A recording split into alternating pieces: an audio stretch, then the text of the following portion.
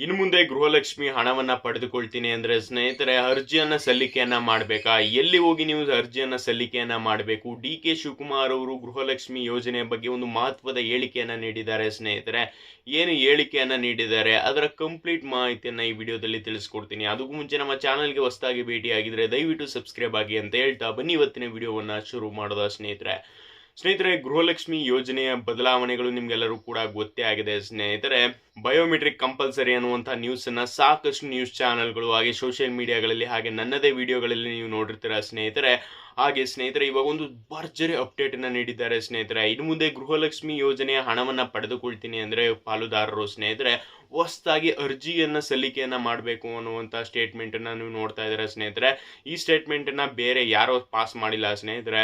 ಹೊಸದಾಗಿ CM ಆಗಿರುವಂಥ D K Shivakumar ಅವರು ಹೇಳಿದ್ದಾರೆ ಅನ್ನುವಂಥ ನ್ಯೂಸು ಸಿಕ್ಕಾಪಟ್ಟೆ ವೈರಲ್ ಆಗ್ತಾ ಇದೆ ಸ್ನೇಹಿತರೆ. ಈ ಒಂದು ರೂಲ್ಸ್ ಏನಾದರೂ ಬಂತು ಅಂದರೆ ಸ್ನೇಹಿತರೆ ಏನೆಲ್ಲ ಬೆನಿಫಿಟ್ ಇದೆ ಅಂದರೆ ಸರ್ಕಾರಕ್ಕೆ ಸಿಕ್ಕಾಪಟ್ಟೆ ಇದೆ ಅಂತಲೇ ಹೇಳ್ಬೋದು ಸ್ನೇಹಿತರೆ. ಏನಕ್ಕೆ ಅಂದರೆ ಸಾಕಷ್ಟು ಕೋಟಿ ಸ್ನೇಹಿತರೆ ನಷ್ಟ ಆಗ್ತಾ ಇತ್ತು. ಏನಕ್ಕೆ ಅಂದರೆ ಒಂದೇ ಮನೆಯಲ್ಲಿ ಅತ್ತೆ ಸೊಸೆ ಅಮೌಂಟನ್ನು ತಗೊಳ್ತಾ ಇದ್ರು, ಟ್ಯಾಕ್ಸ್ ಪೇಯರ್ಸ್ ಅಮೌಂಟನ್ನು ತಗೊಳ್ತಾ ಇದ್ರು ಸ್ನೇಹಿತರೆ. ಹಾಗೆ ಮೃತಪಟ್ಟವರ ಖಾತೆಗಳಿಗೂ ಸಹ ಅಮೌಂಟ್ ಹೋಗ್ತಾ ಇತ್ತು. ಇವರು ಎಲ್ಲರ ಖಾತೆಗಳನ್ನು ಕೂಡ ಕಂಡಿಡಿದು ಅವರ ಖಾತೆಗಳನ್ನು ಕಟ್ ಮಾಡಬೇಕು ಅಂದರೆ ಸಿಕ್ಕಾಪಟ್ಟೆ ಸಮಯವನ್ನು ಹಿಡಿತಾ ಇತ್ತು ಸ್ನೇಹಿತರೆ. ಅದಕ್ಕೋಸ್ಕರ ಇವಾಗ ಒಂದು ಭರ್ಜರಿ ಅಪ್ಡೇಟನ್ನು ತಗೊಂಡು ಬಂದಿದ್ದಾರೆ ಅಂತಲೇ ಹೇಳ್ಬೋದು ಸ್ನೇಹಿತರೆ. ಇನ್ನು ಮುಂದೆ ಗೃಹಲಕ್ಷ್ಮಿ 31ನೇ ಕಂತಿನ ಹಣ ನಿಮ್ಮ ಖಾತೆಗಳಿಗೆ ಬರಬೇಕು ಅಂದರೆ ಸ್ನೇಹಿತರೆ ಸರ್ಕಾರದಿಂದ ಬಂದಿರುವಂಥ ಹೊಸ ಅಪ್ಡೇಟನ್ನು ನೀವು ತಿಳ್ಕೊಳ್ಳೇಬೇಕಾಗುತ್ತೆ ಸ್ನೇಹಿತರೆ. ಇನ್ನು ಮುಂದೆ ಗೃಹಲಕ್ಷ್ಮಿ 31ನೇ ಕಂತಿನ ಹಣ ನಿಮ್ಮ ಖಾತೆಗೆ ಬರಬೇಕು ಅಂದರೆ ಸ್ನೇಹಿತರೆ ಪ್ರಥಮ ಬಾರಿಗೆ ಯಾವ ರೀತಿಯಾಗಿ ಗೃಹಲಕ್ಷ್ಮಿ ಹಣಕ್ಕೋಸ್ಕರ ಅಪ್ಲೈಯನ್ನ ಮಾಡಿದ್ರೆ ಸ್ನೇಹಿತರೆ ಅದೇ ರೀತಿ ಮರು ಅರ್ಜಿಯನ್ನು ಸಲ್ಲಿಕೆಯನ್ನು ಮಾಡಬೇಕು ಅನ್ನುವಂಥ ಒಂದು ನ್ಯೂಸು ಭಾರಿ ಚರ್ಚೆ ಆಗ್ತಾ ಇದೆ ಸ್ನೇಹಿತರೆ. ಇದರಿಂದ ಸ್ನೇಹಿತರೆ ಸರ್ಕಾರಕ್ಕೆ ಬೆನಿಫಿಟ್ ಇದೆ, ಹಾಗೆ ಅರ್ಹರಿಗೆ ಹಣ ಸಿಗೋದು ಗ್ಯಾರಂಟಿ ಸ್ನೇಹಿತರೆ. ಅನರ್ಹರು ಇರ್ತಾರಲ್ಲ ಸ್ನೇಹಿತರೆ ಅವರ ಖಾತೆಗಳಿಗೆ ಅಮೌಂಟು ಆರಾಮ್ಸೆ ಕಟ್ಟಾಗುತ್ತೆ ಸ್ನೇಹಿತರೆ. ಏನಕ್ಕೆ ಅಂದರೆ ಅವರ ಪಟ್ಟಿಯಿಂದ ಹೆಸರುಗಳನ್ನು ತೆಗೆಯೋಕೆ ಸ್ನೇಹಿತರೆ ಯಾವೆಲ್ಲ ಅಪ್ಡೇಟ್ಗಳನ್ನು ಬಿಡ್ತಾ ಇದ್ದಾರೆ ನೋಡಿ. ಅರ್ಹರಿಗೆ ಸರಿ ಸ್ನೇಹಿತರೆ, ಅನರ್ಹರಿಗೆ ಇದೊಂದು ಬ್ಯಾಡ್ ನ್ಯೂಸ್ ಅಂತಲೇ ಹೇಳ್ಬೋದು. ಅರ್ಹರಿಗೆ ಏನು ಸಮಸ್ಯೆ ಇಲ್ಲ ಸ್ನೇಹಿತರೆ. ಇವಾಗ ನಿಮ್ಗೊಂದು ಡೌಟ್ ಇರುತ್ತೆ ಸ್ನೇಹಿತರೆ, ಇವಾಗ ಗೃಹಲಕ್ಷ್ಮಿ ಮರು ಅರ್ಜಿ ಸಲ್ಲಿಕೆಯನ್ನು ಎಲ್ಲಿ ಹೋಗಿ ಮಾಡಬೇಕು, ನಾನು ಇವತ್ತೇ ಹೋಗಿ ಮಾಡ್ಬಿಡ್ತೀನಿ ಅನ್ನುವಂಥ ಒಂದು ಡೌಟು ನಿಮಗೆ ಸಿಕ್ಕಾಪಟ್ಟೆ ಕಾಡ್ತಾ ಇರುತ್ತೆ ಸ್ನೇಹಿತರೆ.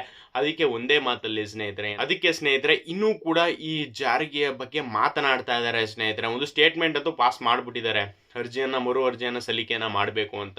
ಇದು ಇನ್ನೂ ಕೂಡ ಚಾಲ್ತಿ ಆಗಿಲ್ಲ ಸ್ನೇಹಿತರೆ. ನೀವು ಈ ಟೈಮಲ್ಲಿ ಹೋಗ್ಬಿಟ್ಟು ಯಾರು ಅಪ್ಲೈಯನ್ನು ಮಾಡ್ತಾರೆ ಅಂದ್ಬಿಟ್ಟು ಹೋಗ್ಬಿಟ್ಟು ನಿಮ್ಮ ಅಮೌಂಟನ್ನು ವ್ಯರ್ಥ ಮಾಡ್ಕೊಳಕ್ಕೆ ಹೋಗ್ಬಿಡಿ. ದಯವಿಟ್ಟು ನಾನು ನಿಮಗೆ ವಿಡಿಯೋ ಮಾಡಿ ತಿಳಿಸ್ತೀನಿ ಸ್ನೇಹಿತರೆ. ಇವತ್ತೇ ಅಪ್ಲೈಯನ್ನು ಸ್ಟಾರ್ಟ್ ಮಾಡಿದರೆ ಇವತ್ತೇ ಹೋಗಿ ಹಾಕಬೇಕು ಅನ್ನೋ ನ್ಯೂಸ್ ಏನಾದರೂ ಸಿಕ್ಕಿದ್ರೆ ಸ್ನೇಹಿತರೆ ನಾನು ಖಂಡಿತವಾಗ್ಲೂ ನಿಮಗೆ ವಿಡಿಯೋನ ಮಾಡಿ ತಿಳಿಸ್ಕೊಡ್ತೀನಿ.